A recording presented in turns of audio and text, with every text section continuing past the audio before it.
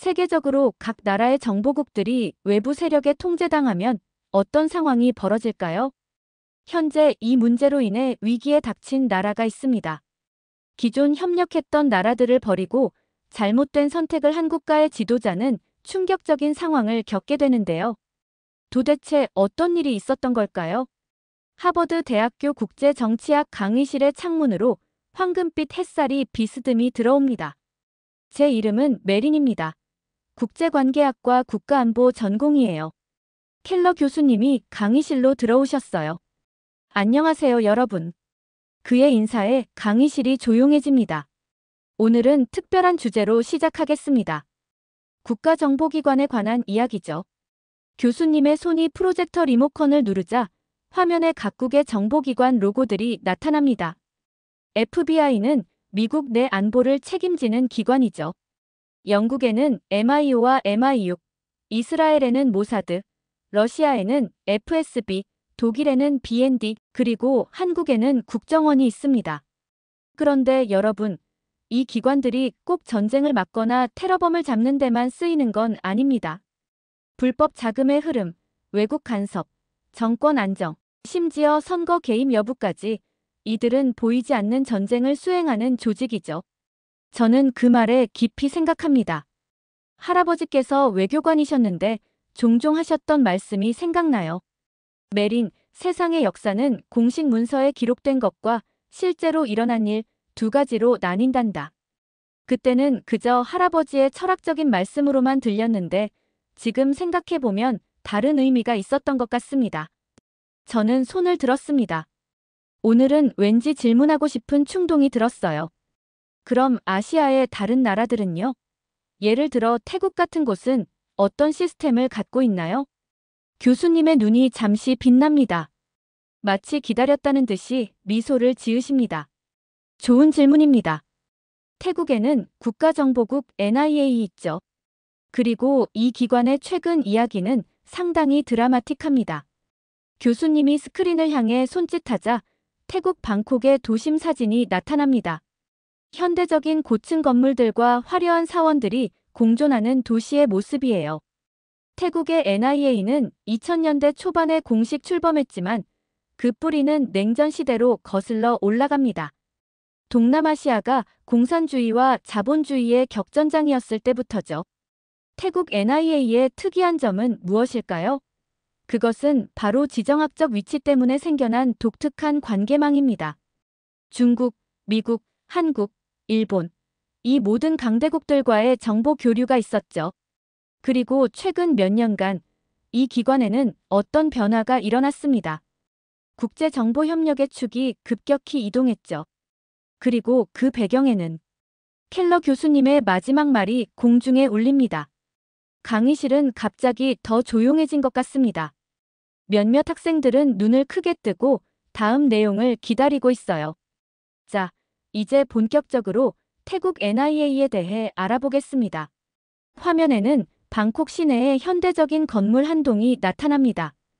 겉보기에는 평범한 사무실 건물 같지만 그 안에 태국의 국가 비밀이 숨겨져 있다고 생각하니 소름이 돋았어요. 태국의 NIA는 군사 정권 시절에 뿌리를 두고 있습니다. 사실상 군부의 연장선이었죠. 하지만 2000년대에 들어 민주주의 체제가 점차 안착하면서 NIA도 변화를 겪게 됩니다. 이번에는 태국 NIA의 조직도와 함께 여러 국가의 깃발이 나타났어요. 민주화 이후 태국 NIA의 가장 큰 변화는 국제 협력의 확대였습니다. 미국, 일본과 같은 전통적인 협력국 외에도 새로운 파트너들이 등장했죠. 교수님이 화면에 한국 국기를 가리킵니다. 특히 한국과의 정보 협력은 2010년대 들어 태국 NIA의 핵심적인 자산이 되었습니다. 이 부분은 흥미롭습니다. 왜냐하면 태국과 한국은 역사적으로 특별한 동맹 관계가 아니었거든요. 그런데 왜 급속도로 가까워졌을까요? 그 이유는 세 가지 핵심 영역에서 한국이 태국에 제공할 수 있는 가치가 있었기 때문입니다. 첫째, 사이버 안보 분야입니다. 한국은 북한의 지속적인 사이버 공격에 대응하면서 세계 최고 수준의 해킹 방어 기술을 개발했습니다. 이 기술은 태국의 공공기관과 금융 시스템을 보호하는 데 결정적인 역할을 했죠. 교수님은 화면에 나타난 그래프를 가리켰어요.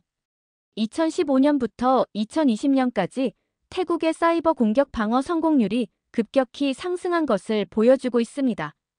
2017년 동남아시아를 강타한 워너크라이 랜섬웨어 공격 때 태국은 한국의 보안 패치 덕분에 피해를 최소화할 수 있었습니다. 방콕의 주요 정부 기관들이 공격 당일 밤새 시스템을 복구했고, 이는 한국 전문가들의 원격 지원이 있었기에 가능했죠. 둘째, 불법 약물 제조 감시 분야입니다. 한국의 첨단 정찰 위성과 데이터 분석 기술은 태국 북부 밀림지대의 비밀 실험실을 탐지하는 데 혁명을 가져왔습니다. 교수님은 북부 태국의 위성 사진을 보여주며 설명합니다. 골든 트라이앵글이라 불리는 이 지역은 미얀마, 라오스, 태국의 국경이 만나는 곳으로 불법 약물 생산의 중심지 중 하나였습니다.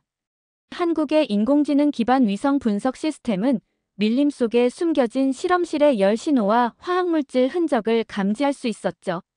이전에는 수개월이 걸리던 탐지 작업이 이제는 며칠 만에 가능해졌습니다. 셋째, 가장 중요한 것은 교육 및 교류였습니다.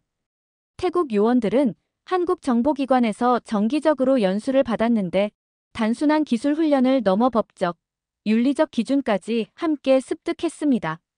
이는 오랜 군사 정권의 그림자에서 벗어나려는 태국 NIA에게 매우 중요한 변화였죠.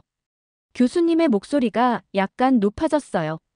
한국과의 협력은 단순한 정보 공유가 아니라 제도화된 가치관과 기술 이전이었습니다. 그것은 민주주의 체제 하에서 정보기관이 어떻게 운영되어야 하는지에 대한 새로운 모델을 제시했죠. 구체적인 사례를 하나 들어보겠습니다. 2019년 태국 북부에서 인신매매 조직이 활동 중이라는 첩보가 들어왔습니다. 그러나 조직원들의 정확한 신원을 파악하기 어려웠죠. 이때 한국의 이미지 인식 AI 기술이 결정적인 역할을 했습니다. 화면에는 흐릿한 CCTV 영상과 그것을 분석하는 과정을 보여주는 다이어그램이 나타났어요. 한국이 개발한 디바이 시스템은 저화질 영상에서도 인물의 특징과 행동 패턴을 분석할 수 있었습니다. 이 기술 덕분에 태국 NIA는 인신매매 조직의 주요 인물 3명을 식별해 체포할 수 있었죠. 이 작전은 태국 언론에는 거의 보도되지 않았지만 국제정보 커뮤니티에서는 큰 성공 사례로 꼽혔습니다. 교실 뒤쪽에서 한 학생이 손을 들었어요. 그 작전에서 구출된 사람들은 어떻게 됐나요? 대부분 미얀마와 라오스에서 온 젊은 여성들이었는데 태국 정부는 이들을 위한 특별 보호 프로그램을 마련했습니다. 그리고 이 과정에서도 한국의 피해자 심리 치료 프로토콜이 도입되었죠. 저는 궁금증이 더 커져서 손을 들었습니다. 그렇게 성공적인 협력이었다면 그 협력은 언제, 왜 끊겼나요? 아직도 계속되고 있는 건가요? 교실이 순간 조용해졌어요. 켈러 교수님의 표정이 미묘하게 변하는 것을 느꼈죠. 정말 핵심을 찌르는 질문입니다. 그 협력 관계는 최근에 극적인 변화를 겪었습니다. 그리고 그 이유를 이해하려면 우리는 더 큰 그림을 봐야 합니다. 교수님은 리모컨을 누르고 새로운 슬라이드로 넘어갑니다. 이번에는 동아시아와 동남아시아의 지도가 나타나고 중국이 붉은색으로 강조되어 있습니다. 세계의 역학관계는 항상 변화합니다. 그리고 2022년 태국 NIA와 정부는 중대한 결정을 내리게 됩니다. 켈러 교수님은 화면의 지도를 가리키며 말을 이어갑니다. 붉은색으로 강조된 중국이 화면 중앙에서 눈에 띕니다. 그것은 바로 정보협력의 축을 동쪽으로 급격히 이동시키는 것이었습니다. 즉, 중국과의 협력을 대폭 강화하는 방향으로 말이죠. 교수님은 슬라이드를 넘기고 이번에는 그래프가 나타났어요. 태국과 중국 간의 무역량과 투자 규모가 급증하는 모습이었죠. 배경을 이해해야 합니다. 2020년부터 격화된 미중 무역 갈등 속에서 태국은 경제적으로 어려운 선택에 직면했습니다. 코로나19 이후 관광산업이 무너졌고 외국인 투자가 급감했죠. 이런 상황에서 중국은 태국에게 구원의 손길을 내밀었습니다. 교수님은 방콕과 쿤밍을 연결하는 고속철도 건설 현장의 사진을 보여줍니다. 중국의 인프라 지원과 투자는 태국 경제에 숨통을 틔워주었습니다. 1대1로 이니셔티브의 일환으로 중국은 태국에 수십억 달러 규모의 프로젝트를 약속했죠. 그리고 이 모든 경제적 지원에는 당연히 보이지 않는 조건들이 따랐습니다. 여기서부터가 문제의 시작입니다. 태국 NIA의 일부 활동들이 갑자기 정치적으로 민감한 사안으로 분류되기 시작했죠. 특히 중국계 자본이나 기업과 관련된 조사들이 그랬습니다. 교수님은 새로운 슬라이드로 넘어갑니다. 화면에는 작전 중단 표시가 붙은 몇 개의 문서, 이미지가 보입니다. 그 과정에서 태국 NIA의 작전 대상이 되었던 중국계 자본 범죄 조직들이 갑자기 민감한 대상으로 분류되어 작전에서 제외되었습니다. 심지어 이미 진행 중이던 수사도 갑작스럽게 중단되는 경우가 많았죠. 실제로 발생한 사건들을 몇 가지 살펴보겠습니다. 첫 번째는 2024년 8월 라오스 국경 인근 공업단지에서 일어난 불법 약물 원료 제조 시설 은폐 사건입니다. 화면에는 북부 태국과 라오스 국경 지역의 위성 사진이 나타납니다. 붉은 원으로 표시된 지역이 있습니다. 태국 NIA 요원들은 이 지역에서 메스암페타민 원료를 대량으로 생산하는 시설을 발견했습니다. 이전 한국과의 협력 덕분에 개발된 위성 분석 기술로 찾아낸 것이죠. 요원들이 현장 조사와 추가 수사를 요청했지만 놀랍게도 정부 고위층에서 외교적으로 민감한 문제라며 조사 중단을 지시했습니다. 그 시설의 실제 소유주는 중국계 투자기업의 자회사로 밝혀졌고 해당 기업은 태국의 주요 인프라 프로젝트에 참여하고 있었습니다. 두 번째 사례는 2024년 중국계 거대 플랫폼 기업의 불법 개인정보 수집 사건입니다. 태국 국민 수백만 명의 개인정보가 무단으로 수집되어 중국 본사 서버로 전송되는 것이 발견되었죠. 화면에는 복잡한 데이터 흐름도와 함께 어떤 회사의 로고가 흐릿하게 표시됩니다. 이 사안을 조사하던 NIA 담당팀은 갑자기 해체되었고 내부에서 이 문제를 제기한 고위 분석관은 지위가 강등되어 지방 사무소로 전출되었습니다. 공식적인 이유는 조직 재구성이었지만 내부에서는 모두가 진짜 이유를 알고 있었죠. 세 번째는 언론 보도 통제입니다. NIA가 수집한 중국의 태국 내 영향력 확대에 관한 여러 보고서들이 정치권의 개입으로 언론에 공개되지 못했습니다. 2024년 말 용감한 한 기자가 이 문제를 제기하려 했지만 그의 기사는 끝내 출판되지 못했고 그는 얼마 후 언론사를 떠났습니다. 결과적으로 NIA는 이제 정보는 수집해도 어디에도 넘길 수 없는 기관이 되었습니다. 그들은 여전히 전문성을 갖춘 요원들이 있고 첨단 장비도 있지만 수집한 정보가 실제 행동으로 이어지지 않는다면 그것이 무슨 의미가 있을까요? 이런 변화는 태국 내부에서만 일어난 것이 아닙니다. 국제정보협력 네트워크에도 큰 파장을 일으켰죠. 특히 한국과의 관계에 치명적인 타격을 입혔습니다. 교수님은 새로운 슬라이드를 보여줍니다. 2022년 이전과 이후에 태국 NIA의 국제협력 네트워크를 비교하는 도표입니다. 한국과의 연결선이 2022년 이후 점선으로 바뀌어 있습니다. 한국 정보기관은 태국에서 일어나는 변화를 예의주시했습니다. 그들이 제공한 기술과 정보가 본래의 목적대로 사용되지 않고 심지어 제3자에게 유출될 가능성에 대해 심각한 우려를 표명했죠. 그리고 이 모든 변화의 중심에는 태국의 새로운 외교 노선이 있었습니다. 중국과의 전략적 동반자 관계라는 미명하에 태국은 점점 더 중국의 영향력 아래 들어가게 되었습니다. 화면의 마지막 슬라이드는 신문 헤드라인들을 모아놓은 콜라주입니다. 모두 태국의 정치적 변화와 중국과의 관계 강화에 관한 기사들입니다. 그리고 이런 변화는 태국 NIA 내부의 모든 이에게 환영받은 것은 아니었습니다. 일부 요원들과 분석관들은 이에 강하게 반발했고 그 결과는 교수님은 말을 멈추고 교실을 둘러봅니다. 모든 학생들의 시선이 그에게 집중되어 있습니다. 그 결과는 다음 장에서 보게 될 것입니다. 교수님의 말에 강의실은 무거운 침묵에 빠졌습니다. 잠시 후 뒷자리에 앉은 학생이 조심스럽게 손을 들었습니다. 교수님, 질문이 있습니다. 태국이 갑자기 이렇게 친중 정책을 펼친 특별한 이유가 있나요? 교수님은 대답하셨어요. 표면적으로 보자면 이 모든 것은 태국 총리 패통탄 친나왓의 선택이었습니다. 패통탄 친나왓은 선거에서 승리한 후 태국의 새로운 미래를 약속하며 취임했죠. 그러나 많은 분석가들은 이 정책 변화의 진짜 배후에는 그녀의 아버지 탁신 친나왓의 입김이 강하게 작용했다고 봅니다. 탁신 친나왓은 2000년대 초반 태국 총리를 역임했지만 2006년 군사 쿠데타로 축출되었습니다. 그는 총리 시절부터 이미 친중 정책을 강조했으며 군부와 왕실 중심의 태국 전통 권력 구조에 도전했던 인물입니다. 흥미로운 점은 탁신은 이미 수년 전부터 자신의 사업 이익을 위해 중국과 긴밀한 관계를 유지해왔다는 것입니다. 그의 통신 기업과 투자 회사들은 중국 시장에 크게 의존하고 있었죠. 따라서 딸인 패통탄의 친중 정책은 단순한 국가 전략이 아니라 가족 비즈니스의 이익과도 맞닿아 있었습니다. 그리고 이런 배경이 태국 NIA 내부에 심각한 분열을 가져왔습니다.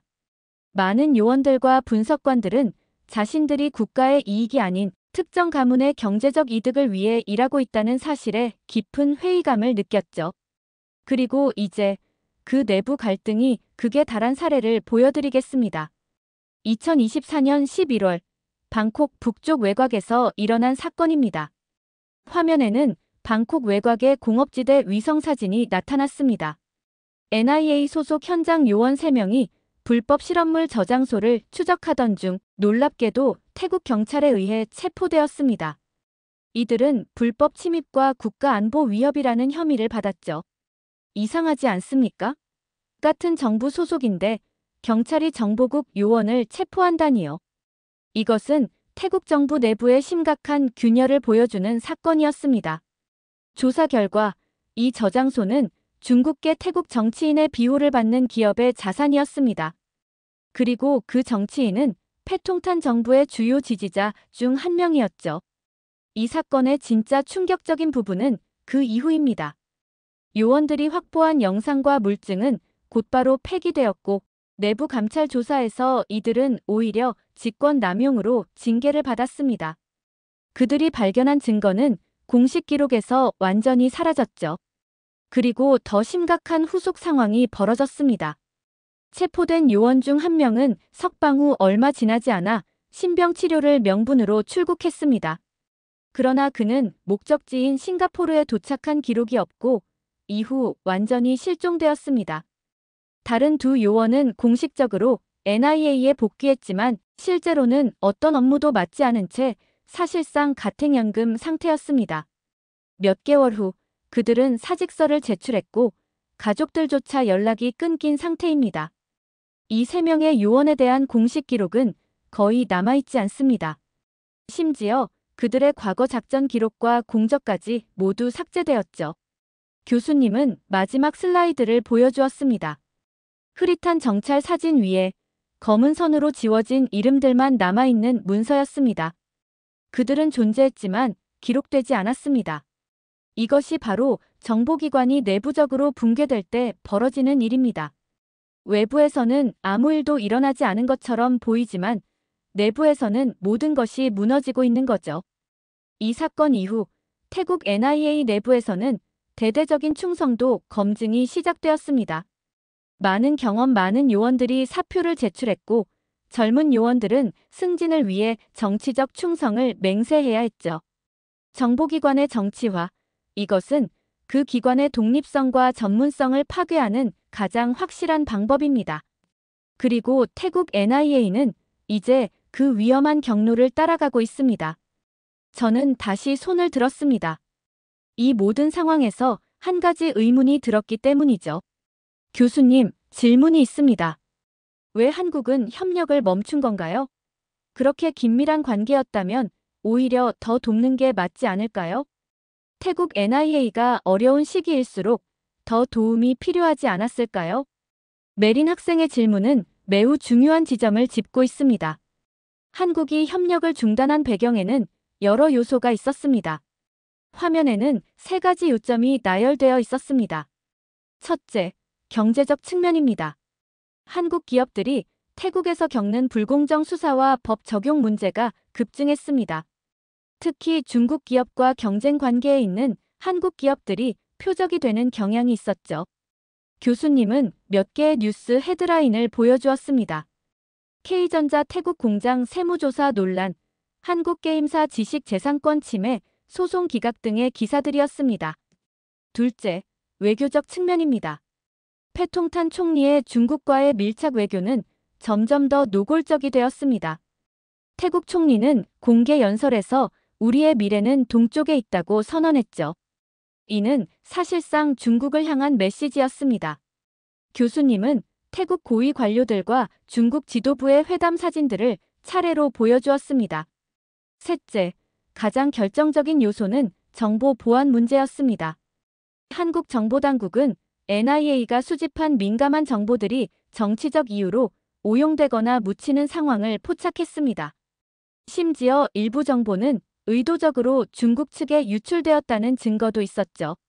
교수님의 표정이 어두워졌습니다. 결국 한국 정부는 모든 상황을 종합적으로 판단한 끝에 비공식 작전 공유 중단을 선언했습니다. 한국 측 연락관들과 기술 자문단은 모두 철수했고 양국 간 공동 운영하던 데이터베이스도 완전히 폐쇄되었습니다. 한국의 판단은 안보적 측면에서 보면 옳았을지도 모릅니다. 자국의 정보와 기술을 보호하는 것은 당연한 일이니까요. 하지만 그로 인해 가장 어려워진 건 태국 내 현장 요원들이었습니다. 그들은 여전히 한국에서 배운 기준과 가치관으로 움직이고 있었지만 이제 아무도 그들을 백업해주지 않는 상황이 되었습니다. 외부의 지원 없이 내부의 적대적 환경 속에서 고립된 것이죠. 교수님은 잠시 침묵한 후 덧붙였습니다. 정보기관 간의 협력은 단순한 데이터 교환이나 기술 공유가 아닙니다. 그것은 신뢰를 기반으로 한 인간적 관계이기도 합니다. 한국과 태국 NIA 사이에 형성된 신뢰가 무너졌을 때 가장 큰 피해를 입은 것은 그 신뢰를 바탕으로 행동했던 사람들이었습니다. 이제 오늘의 마지막 부분입니다. 이것은 제가 여러분에게 보여드리는 것이 적절한지 아직도 확신이 서지 않는 문서입니다. 지난달 방콕 주재 미국 대사관에 도착한 익명의 이메일 보고서입니다. 교수님은 종이를 들어 올렸습니다. 그의 손이 미세하게 떨리는 것이 보였습니다. 내용은 간단합니다. 태국 북부 국경지역 미얀마와 인접한 산악지대에서 사람 거래와 연관된 불법 캠프를 감시 중인 NIA의 마지막 작전팀이 있다는 것입니다. 이 팀은 어떤 국가의 도움도 없이 폐쇄된 위성 장비와 단 하나의 드론으로 작전을 수행 중이라고 합니다. 그들은 공식적인 지원 없이 자신들의 신념만으로 움직이고 있습니다. 이 이메일에는 현장 영상 일부가 첨부되어 있었습니다. 그러나 그 신뢰성과 진위를 확인할 방법은 없습니다. 미국 정보 당국도 이 정보를 어떻게 처리해야 할지 확신하지 못하고 있죠. 여러분, 이 강의에서 우리는 태국 NIA라는 하나의 사례를 통해 더 큰 그림을 보려고 했습니다. 정보기관이 정치화되고 외부 세력의 영향 아래 놓일 때 그 결과는 단순한 조직의 변화가 아닙니다. 그것은 사람들의 삶, 그리고 때로는 그들의 존재 자체에 관한 문제가 됩니다. 그들은 법을 따르려다 버려졌고 진실을 지키려다 사라졌습니다. 여러분이 그 지휘관이라면 계속 싸우시겠습니까? 아니면 유령처럼 사라지시겠습니까? 저는 그 질문에 아무 말도 할 수 없었습니다. 켈러 교수님의 말로 강의는 끝났지만 그의 질문은 여전히 교실에 맴돌고 있었습니다. 학생들은 평소보다 조용히 그리고 천천히 강의실을 빠져나갔습니다. 배움에는 때로 무거운 책임이 따릅니다. 그것은 온전히 당신의 선택입니다. 교수님의 말을 곱씹으며 저는 가을 햇살이 가득한 캠퍼스로 걸어 나왔습니다. 이렇게 태국 NIA의 중국의 영향력이 생기자 벌어지는 사건들 어떻게 보셨나요? 태국에서 중국의 고위 간부들의 손이 닿지 않은 곳들이 이렇게 많다는 사실에 대해 충격을 받았습니다. 여러분들의 의견은 어떠신가요? 다양한 의견을 댓글을 통해 공유해주세요. 영상 시청 감사드리고 구독과 좋아요 부탁드립니다. 개발도상국이 선진국과 잘못된 경제 협력을 하게 되면 어떤 상황이 일어날까요? 태국은 총리의 잘못된 선택 때문에 충격적인 일들이 벌어지고 한때 동남아시아의 경제 허브라 불리던 태국은 이제 외국 기업들마저 거들떠보지 않으려 하고 있습니다. 도대체 태국에서는 어떤 일이 일어나고 있는 걸까요? 안녕하세요. 저는 콜롬비아 대학교 국제경제학과 3학년 헬레나입니다. 경제학과 국제관계에 관심이 많아 개발도상국의 경제정책을 주로 공부하고 있어요. 이번 학기에 글로벌 경제와 지정학적 영향 수업을 듣게 되었죠. 오늘은 그 수업에서 있었던 충격적인 경험을 나누고 싶습니다. 강의실 안에서 마이클 브라운 교수님의 표정이 평소보다 심각해 보였어요. 교수님은 국제경제 분야에서 30년 이상 연구해 오신 분이고 특히 개발도상국 경제 위기에 대한 전문가로 알려져 있죠. 오늘은 개발도상국이 강대국과의 경제 협력 과정에서 주권을 잃어가는 이른바 제로 인베스트먼트 현상에 대해 이야기해 보겠습니다. 교수님은 이런 사례들이 공통적으로 외부 강대국의 경제 모델을 무비판적으로 도입하면서 발생했다고 설명하셨어요. 먼저 역사적 사례를 몇 가지 살펴보죠. 1980년대 멕시코와 브라질은 IMF의 구제금융을 받는 대신 급진적인 시장 개방과 긴축 정책을 실시해야 했습니다. 그 결과 사회 안전망이 무너지고 국내 산업이 붕괴되었죠. 멕시코의 경우 1994년 페소화 위기로 이어졌고 국가 경제의 80%가 외국 자본에 의존하게 되었습니다. 1990년대 러시아의 사례는 더욱 극적입니다. 소련 붕괴 후 서방의 충격 요법식 시장경제 도입을 받아들였지만 결과적으로 GDP가 40% 이상 감소했고 국영기업들이 해외 자본의 헐값에 매각되었습니다. 결국 1998년 모라토리엄을 선언했고 루블화 가치는 3분의 1로 폭락했죠. 2001년 아르헨티나의 사례도 주목할 필요가 있습니다. IMF의 권고에 따라 통화를 미 달러에 고정시키고 대규모 민영화를 추진했지만 결국 외채를 감당하지 못하고 세계 최대 규모의 채무불이행을 선언했습니다. 실업률은 25%까지 치솟았고 국민의 절반 이상이 빈곤선 아래로 떨어졌어요. 이제 최근의 사례, 특히 태국의 상황을 살펴보겠습니다. 태국은 한때 동남아시아에서 가장 매력적인 투자처 중 하나였습니다. 그러나 2024년 들어 그 상황이 급격히 변하고 있습니다. 교수님은 태국의 패통탄 친나와 총리가 집권 이후 중국과의 경제 협력을 최우선 과제로 삼았다고 설명하셨어요. 미국, 일본, EU와의 경제 협력은 축소되었고 한국과의 관계는 사실상 단절되었다고 합니다. 태국 정부는 최근 중국과 디지털 위안화 결제 협약을 체결하려는 시도를 보였습니다. 이는 금융 시스템 전체를 중국과 연계하려는 움직임인데 이런 사례는 역사적으로 봤을 때 매우 위험합니다. 저는 궁금해서 손을 들었어요. 교수님, 디지털 위안화가 그렇게 위험한 이유가 무엇인가요? 디지털 위안화 자체가 문제라기보다는 이를 통해 한국과의 금융 시스템이 다른 나라에 종속될 수 있다는 점이 문제입니다. 특히 중국의 경우 국가가 모든 금융 거래를 감시할 수 있는 시스템을 갖추고 있죠. 실제로 중국 내에서도 디지털 위안화 도입에 대한 개인정보 유출 우려가 커지고 있으며 태국 역시 같은 위험에 직면해 있습니다. 교수님은 자료를 더 보여주셨어요. 태국 증시에서 외국 투자자들이 빠져나가기 시작했고 외국계 은행들도 점차 철수하면서 금융시장의 불안정성이 증가하고 있다는 내용이었습니다. 경제 전문가들은 태국이 중국에 흡수된다면 국민들의 금융 및 개인정보까지 중국의 감시망에 들어갈 위험이 있다고 경고하고 있습니다. 이는 단순한 경제적 위험을 넘어선 국가 안보의 문제이기도 합니다. 교수님은 칠판에 큰 글씨로 경제 주권이라고 적으셨어요. 경제 주권이란 한 국가가 자신의 경제 정책을 독립적으로 결정할 수 있는 능력을 의미합니다. 태국의 사례는 이 경제 주권이 어떻게 상실될 수 있는지를 보여주는 좋은 예죠. 수업 중간에 한 학생이 질문했어요. 태국 정부는 이런 위험성을 인식하지 못하나요? 태국 정부는 중국과의 협력이 미래 성장의 열쇠라며 이런 우려에 반발하고 있습니다. 그러나 태국 시민들 사이에서는 불안감이 확산되고 있어요. 특히 중국의 대형 핀테크 기업이 태국 금융권 진출을 확대하면서 태국 금융당국과 서방 금융사들이 크게 경계하고 있습니다. 교수님은 스크린에 그래프를 보여주셨어요. 태국의 외국인 직접 투자 FDI 추이였는데 중국을 제외한 국가들의 투자가 급격히 감소하고 있었습니다.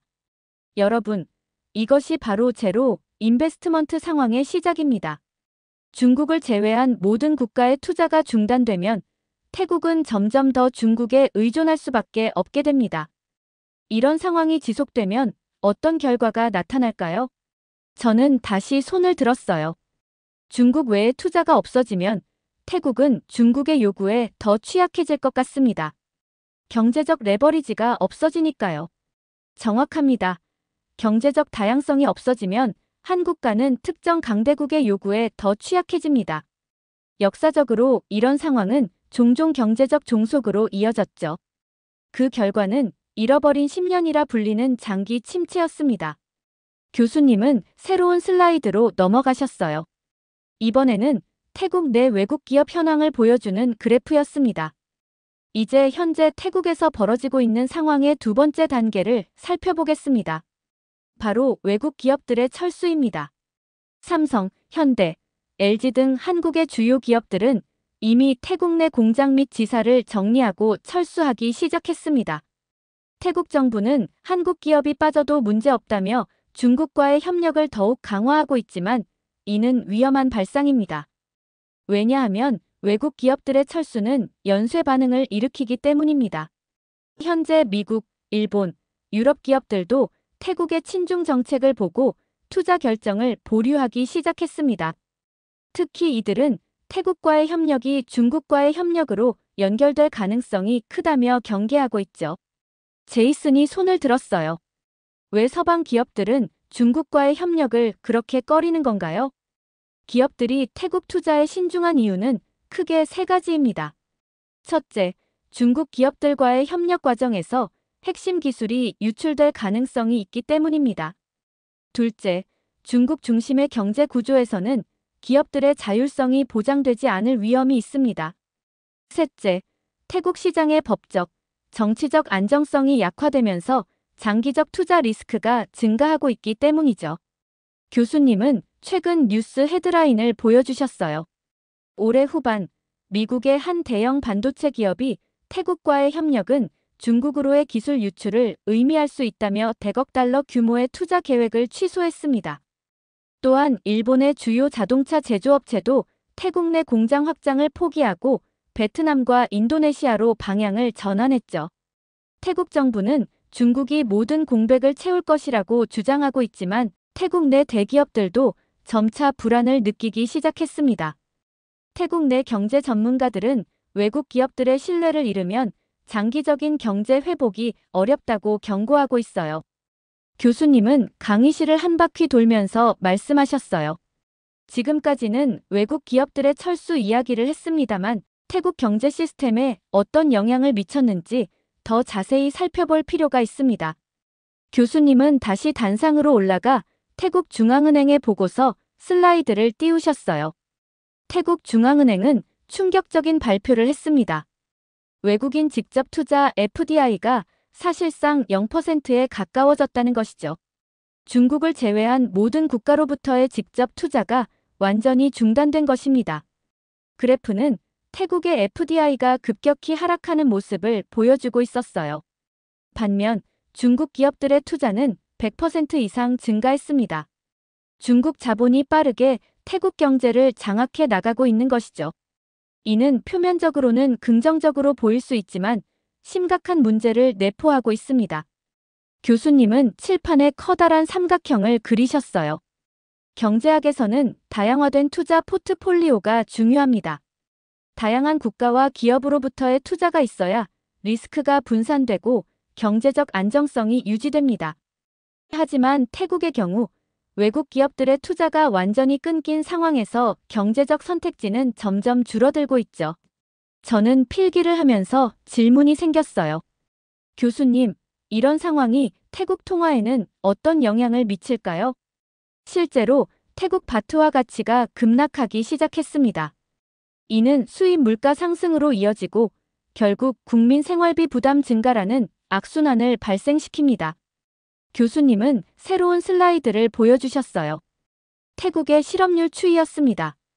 또한 태국 내 실업률이 급등하고 있습니다. 특히 외국 기업을 대상으로 일하던, 즉 글로벌 가치 사슬에 연결되어 있던 노동자들이 가장 큰 타격을 입고 있죠. 이런 일자리는 단기간에 다른 일자리로 대체되기 어렵습니다. 강의실 뒤쪽에서 다른 학생이 손을 들었어요. 태국 정부는 이런 상황을 어떻게 받아들이고 있나요? 교수님은 고개를 살짝 흔드셨어요. 태국 정부는 여전히 중국의 투자가 계속 증가할 것이라며 위기론을 부정하고 있습니다. 그러나 경제계에서는 우려가 커지고 있어요. 프로젝터의 불빛 아래 교수님의 표정이 더욱 심각해 보였어요. 중국 기업들의 자본 유입이 급격히 늘어나면서 태국 주요 은행들이 중국 금융 시스템과 점점 더 연결되고 있습니다. 이는 태국의 금융 주권에 심각한 위협이 될 수 있죠. 교수님은 다음 차트를 보여주셨어요. 태국 경제의 중국 의존도를 나타내는 그래프였습니다. 일부 경제 분석가들은 태국 경제가 중국 자본 없이 유지될 수 없는 단계에 도달했다고 지적합니다. 이는 단순한 경제적 의존을 넘어서 정치적 의존으로 이어질 수 있는 위험한 상황입니다. 역사는 우리에게 경제적 종속이 결국 정치적 종속으로 이어진다는 것을 보여줍니다. 19세기 라틴 아메리카 국가들이 영국 자본에 의존하면서 비공식적 제국주의 상태에 놓였던 것처럼 태국 역시 비슷한 위험에 직면할 수 있습니다. 경제적 다양성과 균형이 없다면 한 국가는 더 큰 강대국의 영향력 아래 놓이게 됩니다. 이것이 바로 제로 인베스트먼트의 위험성입니다. 외부 투자가 단일 국가에 집중되면 그 국가는 선택지를 잃고 자율성을 상실하게 됩니다. 교수님의 말씀에 강의실이 무거운 침묵에 빠졌어요. 우리 모두 태국의 상황이 단순한 사례 연구가 아니라 현대 국제 경제에서 벌어지고 있는 중요한 현상임을 느꼈습니다. 잠시 후 교수님은 침묵을 깨고 계속 말씀하셨어요. 자, 이제 제로 인베스트먼트 현상의 네 번째 단계를 살펴보겠습니다. 바로 단일 외국 세력의 경제 장악 단계죠. 스크린에는 태국 내 중국 기업의 확장 현황을 보여주는 지도가 나타났어요. 붉은색 점들이 태국 전역에 퍼져 있었습니다. 중국 기업들이 태국 내 외국 기업들이 떠난 자리를 빠르게 차지하고 있습니다. 그러나 주목해야 할 점은 이 기업들 대부분이 중국 국영기업이라는 사실입니다. 즉, 중국 정부의 직접적인 통제 아래 있는 기업들이죠. 교수님은 칠판에 자유시장 경제와 국가주도 경제라고 적으셨어요. 태국은 전통적으로 자유시장 경제 체제를 유지해왔습니다. 그러나 이제 중국식 경제 모델, 즉 국가주도 경제 시스템이 태국에 적용되기 시작했어요. 이는 경제 구조의 근본적인 변화를 의미합니다. 저는 궁금증이 생겨 손을 들었어요. 이런 변화가 일반 태국 국민들에게는 어떤 영향을 미치나요? 중요한 질문입니다. 태국 소비자들은 점점 더 중국 제품과 서비스에 의존할 수밖에 없는 상황으로 변하고 있습니다. 그런데 이것이 왜 문제가 될까요? 강의실 앞쪽에 앉아있던 마이클이 대답했어요. 경쟁이 사라지니까 품질이 떨어지고 가격이 올라갈 수 있어요. 정확합니다. 실제로 태국에서는 소비재 품질 하락, 서비스 질 저하, 가격 왜곡 현상이 나타나기 시작했습니다. 이는 시장 경쟁의 감소와 단일 공급자에 대한 의존도 증가의 직접적인 결과죠. 교수님은 화면에 태국 현지 신문 기사를 띄우셨어요. 태국 대기업들은 정부의 경제 정책 변경을 요청하고 있습니다. 그러나 태국 정부는 중국과의 협력 강화를 계속 추진하고 있어요.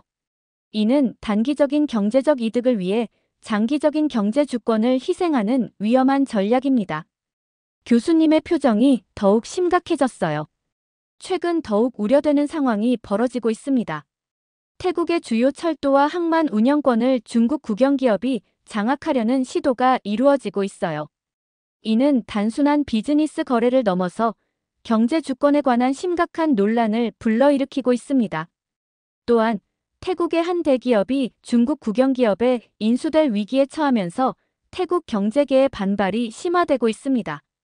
이 기업은 태국 경제의 주요 축을 담당하는 기업으로 그 인수는 상징적인 의미를 넘어 실질적인 경제적 영향력 이전을 의미합니다. 교수님은 화면에 태국의 경제 구조 변화를 보여주는 차트를 띄우셨어요. 경제 전문가들은 더 심각한 전망을 내놓고 있습니다.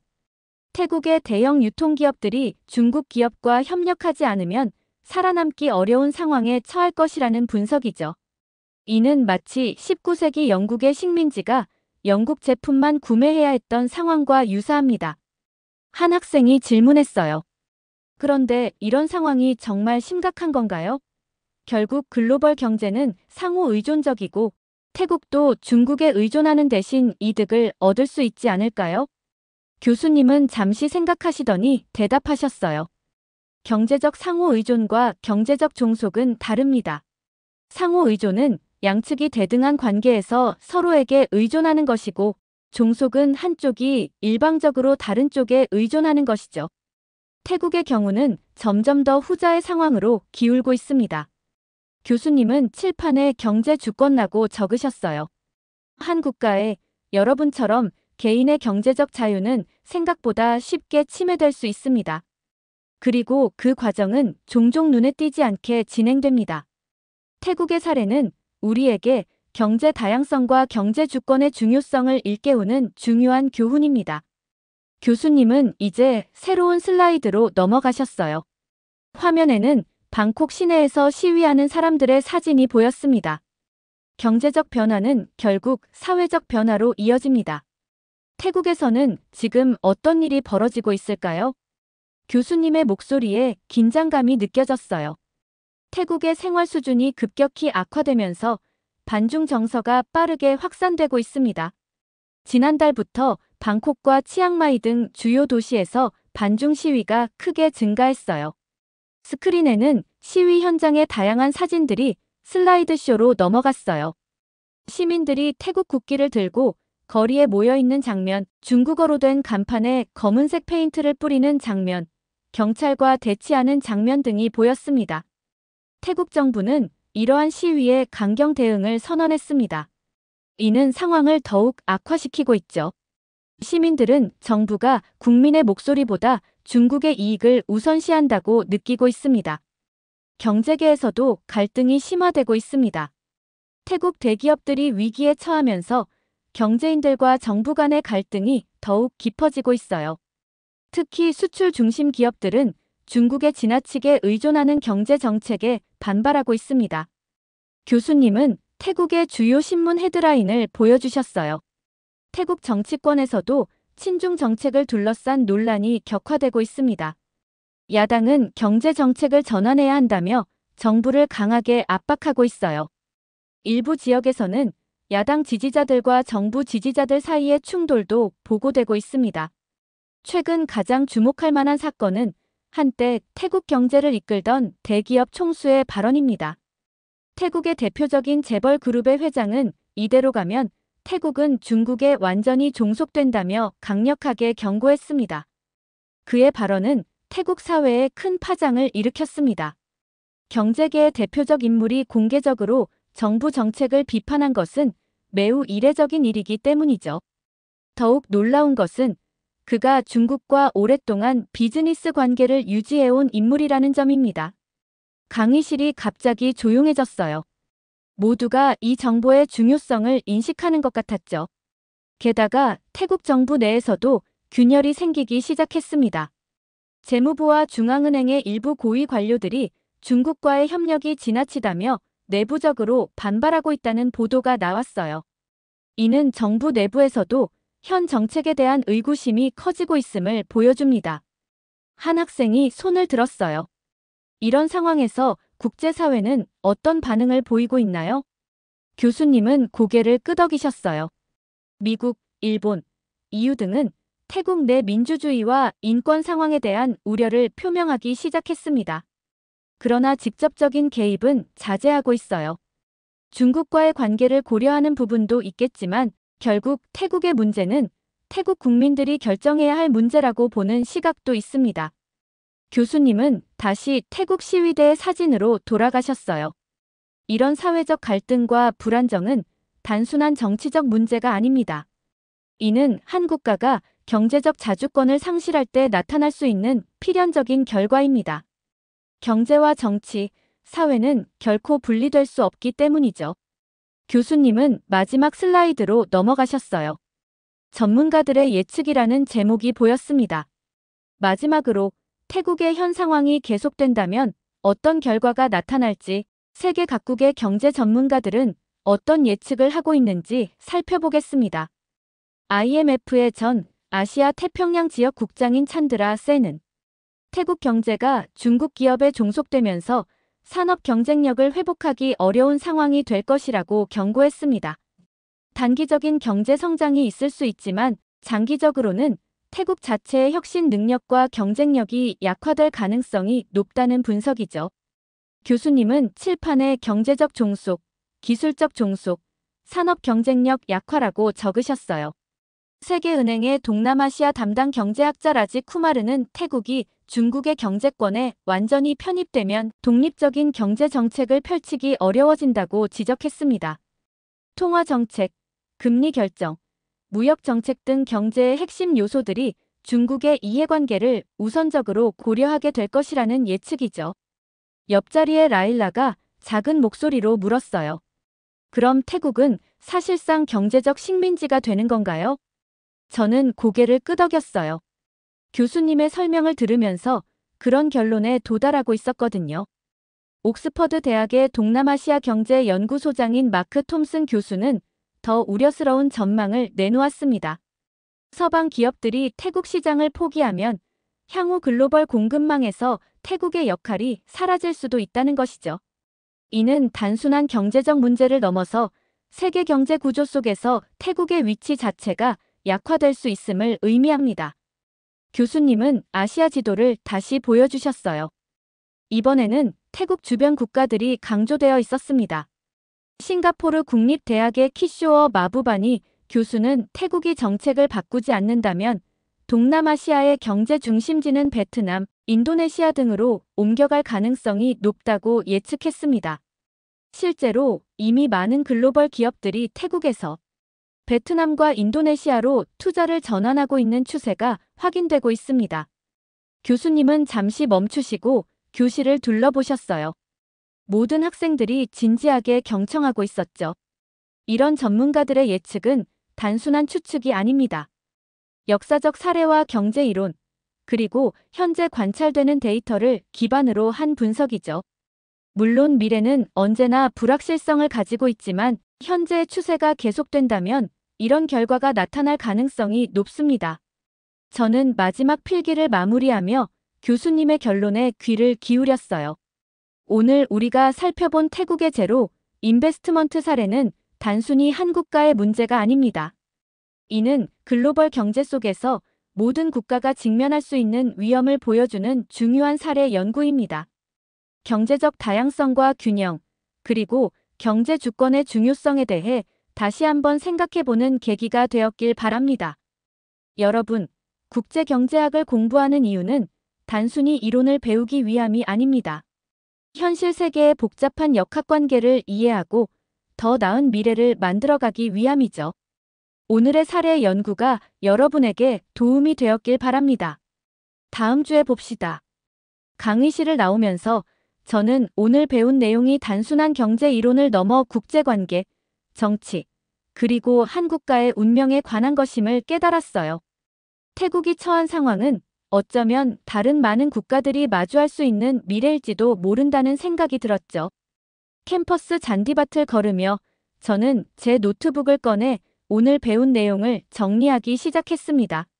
제로 인베스트먼트라는 이 현상은 단순한 학술적 개념이 아니라 우리 세대가 목격하고 있는 실제 경제적 변화를 반영하고 있었어요. 경제학을 공부하는 한 학생으로서 이런 현상을 깊이 이해하고 분석하는 것이 제 책임이라고 느꼈습니다. 이렇게 중국과의 협력을 선택하자 외국 기업들마저 투자를 하지 않게 되는 연쇄적 반응을 어떻게 보셨나요? 점차 태국이 중국에게 삼켜지는 상황과 나라의 국민들마저 반발하는 사례를 보니 끔찍하다는 생각이 들었습니다.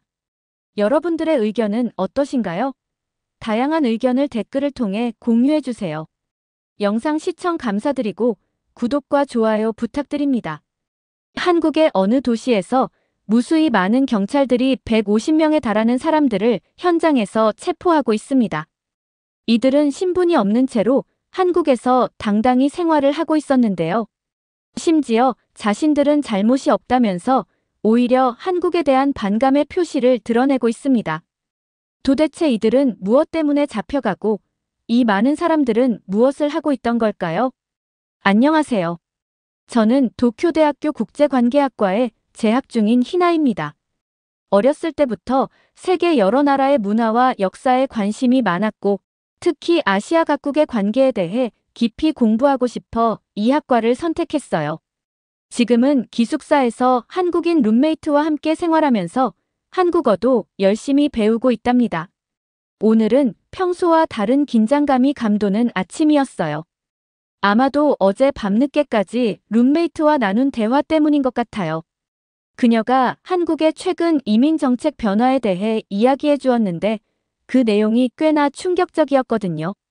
강의실에 들어서자 평소와 다른 분위기가 느껴졌어요. 항상 웃음소리로 가득했던 교실이 오늘은 이상하리만큼 조용했죠. 창가 자리에 앉아 노트북을 펴는데 옆자리의 친구 마키가 걱정스러운 표정으로 속삭였어요. 희나 요시다 교수님이 오늘 특별한 주제로 강의하신대. 아침에 학과 게시판에 공지가 올라왔어. 마키의 말이 채 끝나기도 전에 강의실 문이 열렸어요. 요시다 교수님이 평소의 차분한 모습과는 사뭇 다른 긴장된 표정으로 들어오셨죠. 교수님은 항상 수업 시작 전에 학생들과 가벼운 대화를 나누시는 분이셨는데 오늘은 곧바로 강단으로 올라가셨어요. 강단에 서신 교수님은 잠시 교실을 둘러보시더니 평소보다 낮고 무거운 목소리로 말씀을 시작하셨어요. 오늘은 최근 아시아에서 가장 뜨거운 이슈인 불법 체류자 문제에 대해 이야기를 나누도록 하겠습니다. 그 순간 강의실 전체가 숨소리조차 들리지 않을 만큼 조용해졌어요. 저는 자연스럽게 룸메이트와 나눴던 어젯밤 대화를 떠올렸죠. 교수님은 프로젝터를 켜시며 계속 말씀하셨어요. 여러분들도 알다시피 최근 아시아 각국에서는 불법 체류자 문제가 심각한 사회적 이슈로 대두되고 있습니다. 특히 일본과 한국은 비슷한 상황에 직면해 있죠. 프로젝터 화면에는 최근 몇 년간의 통계 자료가 나타났어요. 그래프는 가파르게 상승하는 곡선을 그리고 있었고 숫자들은 충격적이었죠. 저는 재빨리 노트북을 열어 자료를 기록하기 시작했어요. 이런 내용은 분명 기말 리포트에 도움이 될 것 같았거든요. 교실 앞쪽에서는 몇몇 학생들이 작은 목소리로 이야기를 나누기 시작했어요. 특히 국제 교환 학생들의 표정이 심상치 않아 보였죠. 그들 중에는 제 친구인 태국 유학생 티난도 있었어요. 요시다 교수님은 책상 위에 놓여있던 신문을 들어올리셨죠. 그것은 오늘 아침 자신문이었는데 일면에는 불법 체류자 검거와 관련된 큰 기사가 실려 있었어요. 이 신문 기사는 한국에서 발생한 사건을 다루고 있습니다. 교수님께서 신문을 들어보이시며 말씀하셨어요. 하지만 그 전에 우리가 직면한 현실을 먼저 살펴보도록 하겠습니다. 교수님은 프로젝터에 새로운 슬라이드를 띄우셨어요. 거기에는 최근 일본의 불법 체류자 통계가 상세하게 나와 있었죠. 수치들을 보면서 저는 놀라움을 감출 수 없었어요.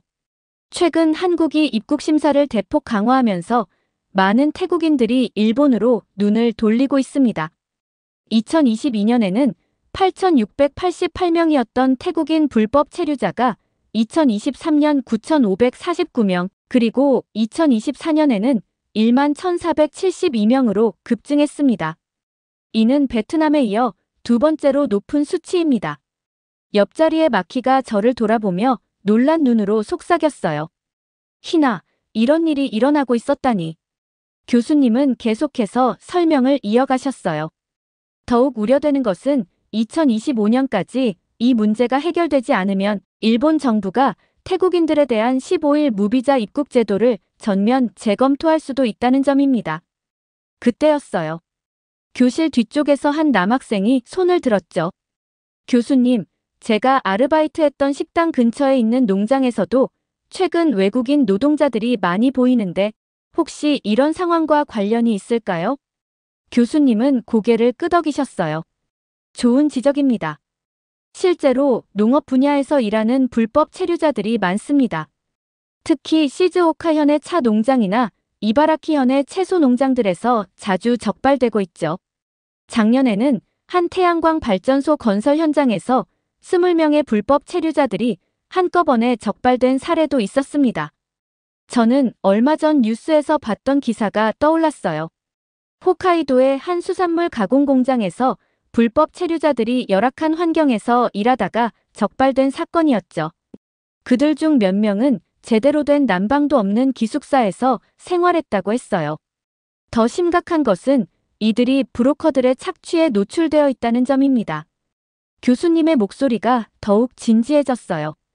최근 오사카에서는 불법 체류자들에게 최저임금의 절반도 안 되는 급여를 주면서 과도한 노동을 강요한 브로커 조직이 검거되기도 했습니다.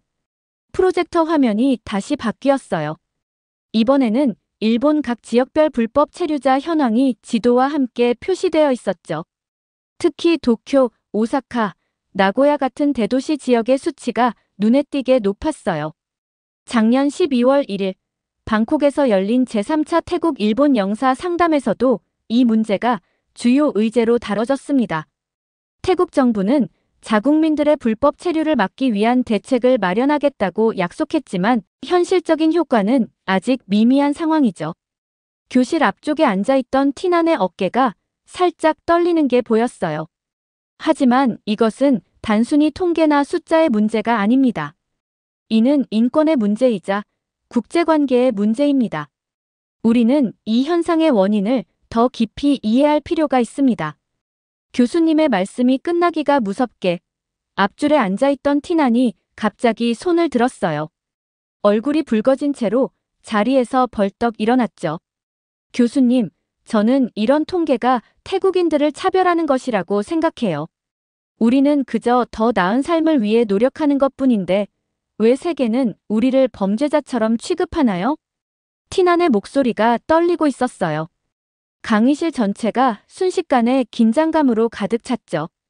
저는 티난의 등 뒤로 보이는 다른 유학생들의 표정도 심상치 않아 보였어요. 지금 일본에서 합법적으로 공부하고 있는 태국 유학생들도 이런 시선 때문에 고통받고 있어요. 지하철에서 수군거리는 소리를 들을 때도 있고 아르바이트 면접에서 거절당하는 경우도 많아요. 심지어 제 동생은 일본 유학을 포기해야 했다고요. 티난의 말에 교실 곳곳에서 작은 동요가 일어났어요. 일부 학생들은 불편한 듯 자리에서 몸을 비틀었고 다른 학생들은 고개를 끄덕이며 공감을 표시했죠.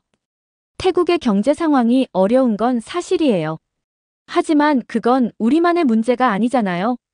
동남아시아 전체가 비슷한 상황인데 왜 유독 태국인들이 이렇게 지목되는 거예요? 교수님은 차분한 표정으로 티난의 말을 경청하셨어요.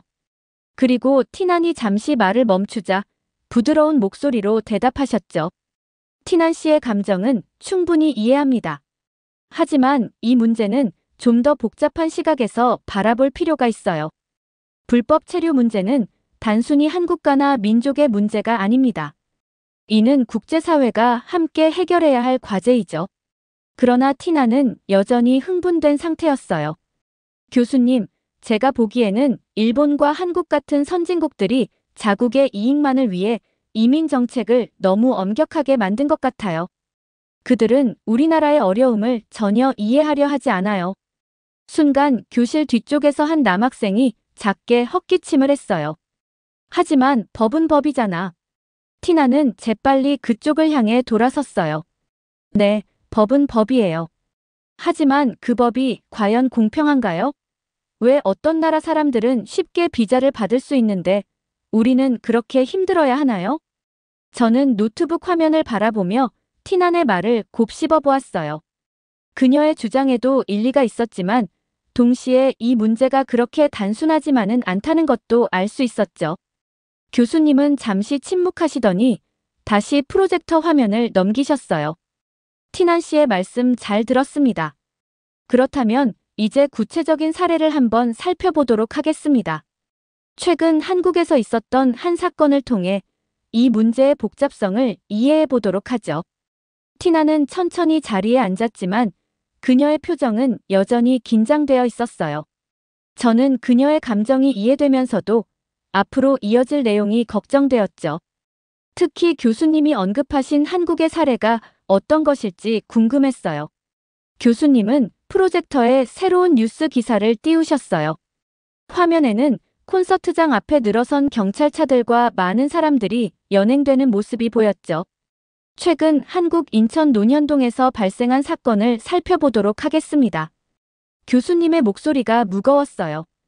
인기 트로트 가수 암추띠마의 콘서트장에서 158명의 태국인 불법 체류자들이 한꺼번에 체포되었습니다. 강의실이 술렁이기 시작했어요. 특히 티난의 얼굴이 창백해지는 것이 보였죠. 이 사건이 특히 주목을 받은 이유는 단속의 규모도 있지만 그 이면의 이야기 때문입니다. 가수의 매니저는 언론과의 인터뷰에서 이전 콘서트 때는 팬들로 가득했는데 지금은 단속이 너무 강화됐다는 말을 했습니다. 잠시 교실이 조용해졌어요. 교수님은 계속해서 설명을 이어가셨죠. 문제는 여기서 시작됩니다. 암추띠마가 콘서트를 위해 한국에 입국할 때 자신의 입국 목적을 콘서트 공연이라고 정확히 밝혔고 출입국 관리사무소는 이 정보를 토대로 불법 체류자들의 대규모 집결 가능성을 예측했다고 합니다. 법무부 단속반은 이 정보를 바탕으로 늦은 시간대에 콘서트 현장을 급습했고 예상대로 많은 불법 체류자들을 적발할 수 있었죠.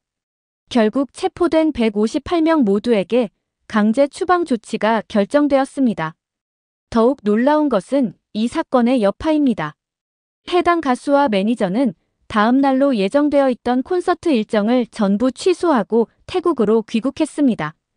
그리고 가수는 체포된 팬들에게 마음속 깊이 죄송하다는 발언을 해 또 다른 논란을 불러일으켰죠. 이 발언은 한국에서 큰 파장을 일으켰습니다. 한국의 여러 언론 매체들은 외국 가수가 자국의 불법 체류자들을 두둔하고 있다며 비판적인 논조의 기사를 쏟아냈고 SNS에서도 법질서를 무시하는 처사라는 비난이 빗발쳤어요. 특히 한국의 시민단체들은 불법 체류를 조장하는 발언이라며 강하게 규탄했고 이후 암추띠마의 한국 입국을 영구적으로 제한해야 한다는 청원까지 등장했다고 합니다.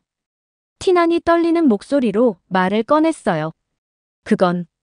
그건 그저 팬들을 걱정하는 마음에서. 하지만 교수님은 고개를 저으셨어요. 이 사건은 태국 현지 언론에서도 큰 주목을 받았습니다. 하지만 보도의 방향이 흥미롭습니다. 많은 태국 언론들이 한국의 입국 심사 강화를 비난하고 반한 감정을 부추기는 방향으로 보도를 했기 때문이죠. 더욱 충격적인 것은 후속 조사 결과입니다. 당시 한국에 입국한 태국인의 약 90%가 불법 체류자로 확인되었다고 합니다. 이들 대부분이 관광비자로 입국한 뒤 불법 취업을 한 것으로 밝혀졌죠. 교실 앞쪽에서 한국인 교환학생 시안이 손을 들었어요. 그녀의 표정이 심각해 보였죠. 교수님, 제가 한국의 현재 상황에 대해 좀 더 말씀드려도 될까요? 현재 한국에는 40만 명이 넘는 태국인 불법 체류자들이 있다고 합니다. 이들의 불법 체류와 취업이 우리 사회에 매우 심각한 문제를 일으키고 있어요. 가장 큰 문제는 탈세입니다. 이들은 소득세는 물론이고 주민세나 건강보험료 같은 기본적인 세금조차 내지 않고 있어요. 정부 추산으로는 연간 수천억 원의 세수 손실이 발생하고 있다고 해요. 시아는 자신의 태블릿을 꺼내 몇 가지 기사를 보여주었어요. 게다가 불법 체류자들이 일하는 현장에서는 산업재해가 발생해도 제대로 된 처리가 어려워요. 실제로 작년에는 건설 현장에서 다친 불법 체류자가 적절한 치료를 받지 못해 큰 문제가 된 사례도 있었죠. 이런 일이 발생하면 결국 한국의 의료보험 체계에 부담이 되고 사회적 비용도 증가하게 됩니다. 교실 내의 공기가 더욱 무거워졌어요. 더 심각한 것은 불법 체류자들을 고용하면서 최저임금도 받지 않고 근로기준법을 완전히 무시하고 있어요. 이는 결과적으로 한국인 노동자들의 일자리와 임금에도 부정적인 영향을 미치고 있죠. 특히 건설업이나 제조업 같은 분야에서 임금 하락 현상이 뚜렷하게 나타나고 있다고 해요. 또한 불법 체류자들이 많이 모여 사는 지역에서는 안전 문제도 발생하고 있어요. 신원 확인이 되지 않는 사람들이 많다 보니 범죄가 발생해도 수사가 어렵고 지역 주민들의 불안감도 커지고 있죠. 실제로 우리 동네에서도 불법 체류자들의 집단 거주지 근처에서는 야간 순찰을 강화했다고 들었어요. 마지막으로 가장 우려되는 것은 불법 체류자들이 브로커들의 표적이 되고 있다는 거예요. 브로커들은 이들의 불안정한 신분을 이용해 착취하거나 더 심각한 범죄에 연루시키기도 한다고 해요. 이는 결국 한국 사회 전체의 치안 문제로 이어지고 있습니다. 시안이 말을 마치자 교실은 무거운 침묵에 빠졌어요. 티나는 고개를 숙인 채 자신의 손톱만 바라보고 있었죠. 저는 이 복잡한 상황에 대해 깊이 생각해보게 되었어요. 법과 질서, 그리고 인도주의적 측면 사이에서 어떤 균형점을 찾아야 할지 쉽게 답을 내릴 수 없는 문제처럼 보였습니다. 교수님은 침묵이 감도는 교실을 둘러보시더니 새로운 슬라이드를 띄우셨어요. 여기서 우리가 주목해야 할 점이 있습니다. 바로 태국 정부의 소극적인 대응 자세입니다. 특히 패통탄 친나와 총리 취임 이후 이 문제는 더욱 심각해지고 있죠. 교수님은 최근 국제관계 전문가들의 분석 자료를 보여주시며 계속 설명하셨어요. 태국 정부는 지난 수년간 불법 체류자 문제 해결을 위한 대책을 마련하겠다는 말만 반복해왔습니다. 하지만 실질적인 조치는 거의 이루어지지 않았죠. 예를 들어 지난해 12월 방콕에서 열린 제3차 태국-일본 영사 상담에서도 같은 약속만 되풀이했을 뿐입니다. 그때 교실 뒤쪽에서 한 학생이 손을 들었어요. 교수님, 제가 읽은 기사에 의하면 태국 정부는 자국민의 해외 불법 체류를 막기 위한 출국 전 심사도 제대로 하지 않는다고 하던데요. 정확한 지적입니다. 현재 태국의 출국 심사는 매우 형식적인 수준에 그치고 있어요. 특히 패통탄 정부는 관광산업 활성화를 내세우며 출국 심사를 더욱 간소화했죠. 이는 결과적으로 불법 체류를 조장하는 결과를 낳았습니다. 교수님은 다음 슬라이드로 넘어가셨어요. 더 큰 문제는 태국 정부가 한국, 일본과 같은 주요 국가들과의 외교적 협력에도 소극적이라는 점입니다. 한국 법무부가 여러 차례 협력을 요청했음에도 불구하고 태국 정부는 내정 간섭이라며 방어적인 태도로 일관했죠. 티난이 불편한 기색을 보이자 교수님은 부드러운 어조로 덧붙이셨어요. 물론 이것은 현 정부에 대한 비판이지 태국이라는 나라 자체를 비판하는 것이 아닙니다. 실제로 많은 태국 국내 전문가들도 정부의 이런 태도를 비판하고 있어요. 교수님은 태국의 유명 경제학자의 말을 인용하셨어요. 방콕 대학의 수테라 통카문 교수는 현 정부가 자국민의 불법 체류 문제를 단순한 개인의 선택으로 치부하고 있다고 비판했습니다. 더불어 이는 태국의 국제적 신뢰도를 심각하게 훼손하고 있다고 지적했죠. 이어서 교수님은 더 구체적인 사례를 보여주셨어요. 태국 정부는 자국민의 해외 취업을 위한 적절한 교육이나 지원 프로그램도 운영하지 않고 있습니다. 그저 불법 체류가 적발되면 유감이라는 형식적인 입장만 발표할 뿐이죠. 이런 무책임한 태도가 결국 더 많은 태국인들을 불법 체류의 위험에 노출시키고 있는 겁니다. 교수님의 목소리가 한층 무거워졌어요. 더 심각한 문제가 있습니다. 불법 체류자들은 공식적인 신원 확인이 불가능하다 보니 범죄에 노출되거나 실종되어도 제대로 된 수사나 지원을 받지 못하는 경우가 많습니다. 교수님은 최근 발생한 실제 사례들을 보여주셨어요. 지난해 경기도의 한 공단에서 태국인 여성 불법 체류자가 실종된 사례가 있었습니다. 그녀의 친구들이 실종 신고를 하려 했지만 그들 역시 불법 체류자라 경찰에 접근하지 못했죠. 결국 그 여성의 행방은 아직도 확인되지 않고 있습니다. 교실이 무거운 침묵에 빠졌어요. 또 다른 사례로 인천의 한 공장에서 일하던 태국인 불법 체류자가 산업재해를 당했지만 치료를 제대로 받지 못한 채 사망한 경우도 있었습니다. 가족들은 시신도 제대로 확인하지 못한 채 화장할 수밖에 없었다고 하죠. 시안이 조심스럽게 손을 들었어요. 교수님, 그렇다면 왜 이토록 많은 태국인들이 이런 위험을 감수하면서까지 한국행을 선택하는 걸까요? 교수님은 새로운 슬라이드를 보여주셨어요. 매우 좋은 질문입니다. 여기에는 여러 가지 복합적인 요인들이 있습니다. 우선, 태국과 한국의 임금 격차가 매우 큽니다. 태국의 평균 월급이 한국의 3분의 1 수준에도 미치지 못하죠. 불법 체류자로 일하더라도 태국에서보다 훨씬 높은 수입을 얻을 수 있다는 겁니다. 교수님은 계속해서 설명을 이어가셨어요. 두 번째로, 한류의 영향력입니다. K-드라마나 K-팝을 통해 접한 한국의 발전된 모습이 태국 젊은이들에게 강한 동경을 불러일으키고 있어요. 이상과 현실의 차이를 제대로 인식하지 못한 채 한국행을 결심하는 경우가 많죠. 세 번째는 브로커들의 적극적인 유인입니다. SNS를 통해 한국에서 쉽게 돈 벌 수 있다. 취업 비자 없이도 가능하다는 식의 허위 정보를 퍼뜨리고 있죠. 많은 태국인들이 이런 정보를 믿고 불법 체류를 선택합니다. 티난이 작은 목소리로 말했어요. 저희 고향에서도 한국에 간 친구들이 SNS에 좋은 생활만 올리다 보니 다들 한국에 가면 잘 살 수 있을 거라 생각해요. 맞습니다. 하지만 그들이 올리는 SNS의 모습은 현실의 일부분일 뿐이죠. 실제로는 매우 열악한 환경에서 살아가는 경우가 대부분입니다. 더구나 코로나19 이후 태국의 관광업이 타격을 받으면서 실업률이 증가했고 이것이 불법 체류를 선택하는 또 하나의 원인이 되고 있습니다.